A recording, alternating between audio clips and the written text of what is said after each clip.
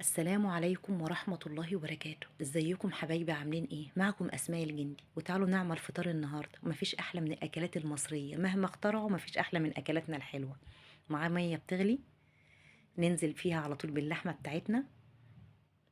هتغلي بقى، اول ما تغلي كده يا جماعة هتظهر بقى رغوة وريمة كده، على طول نشيلها ونبتدي بقى نضيف بصلاية، طماطماية، حباية من الجزر، وكمان بهارات لحمة صحيحة أو بودر، ويفضل إنها تكون صحيحة عشان الشوربة بتاعتك ما تغمقش، مع رشة فلفل صغيرة جدا.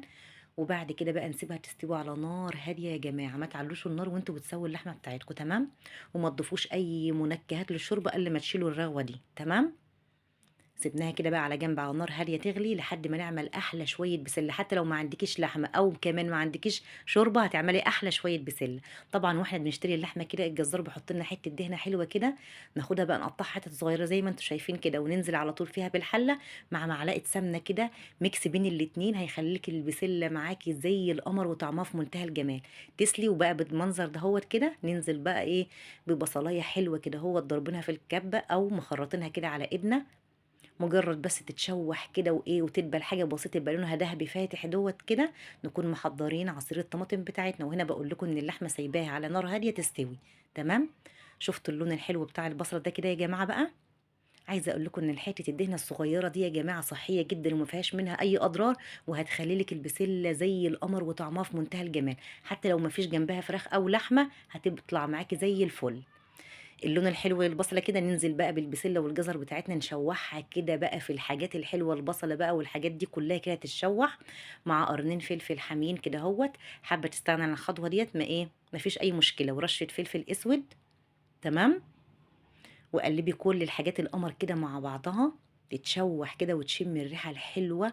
تكوني بقى محضره عصير الطماطم، ضرباه كده في الخلاط ومصفياه. وعايزه اقول لكم ان الطماطم دي بسويها كده على النار، يعني بسلقها. وبعد كده يا جماعه بضربها في الخلاط واصفيها، بتاخدي القوام الحلو كده، وكده بتبقى مستويه، ما بتحتاجيش تسبكيها في البصله لوحدها، يعني بتضيفيها على الخضار ويتسبكوا الاتنين سوا، تمام؟ وضفنا رشه سكر صغيره ورشه ملح.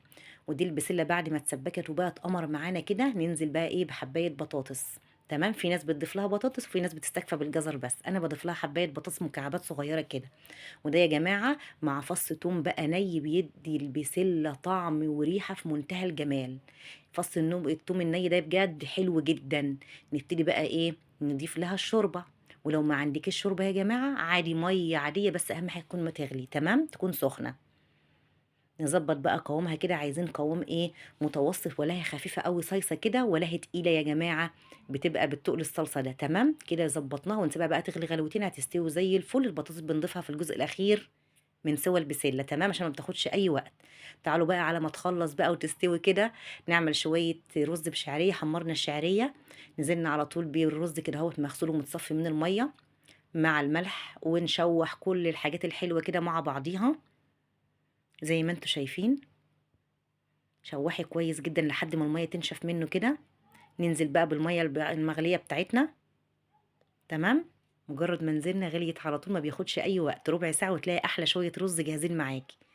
يتشرب بقى ونهدي عليه كمل سواء. نيجي بقى للملوخية.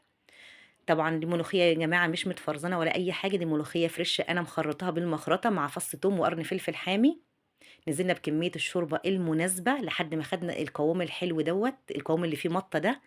ننزل بقى بتومة مع معلقة سمنة بلدي، مع رشة بقى من الكزبرة الناشفة، حمري كده وشوحي لحد ما تشمي الروائح الحلوة. رشة كزبرة ناشفة كده.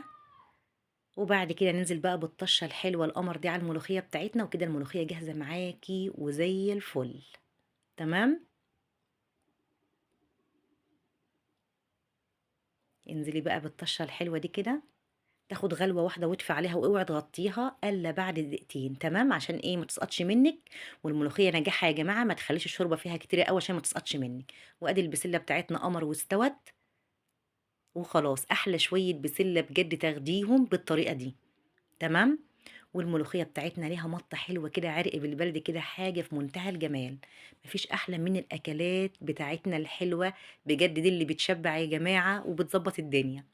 وده كان فطرنا النهاردة مع طبق سلطة ومخلل وعصرنا، أحلى فطار بجد تاخديه، وأسهل فطار وعلى طول بتعمليه. واللحمة بتاعتنا بقت زي الفل، وشوحناها كده